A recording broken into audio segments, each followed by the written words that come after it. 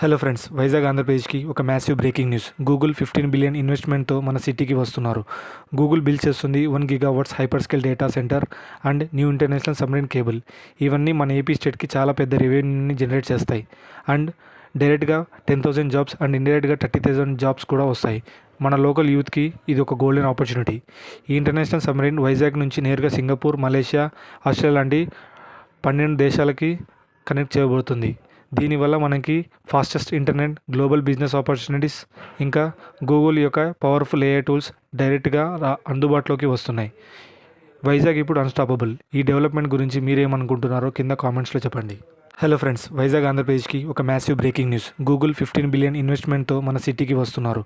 Google build చేస్తుంది 1 gigawatts hyper scale data center and new international submarine cable. ఇవన్నీ మన AP స్టేట్కి చాలా పెద్ద రెవెన్యూని జనరేట్ చేస్తాయి. అండ్ డైరెక్ట్గా 10,000 జాబ్స్ అండ్ ఇండైరెక్ట్గా 30,000 జాబ్స్ కూడా వస్తాయి. మన లోకల్ యూత్కి ఇది ఒక గోల్డెన్ ఆపర్చునిటీ.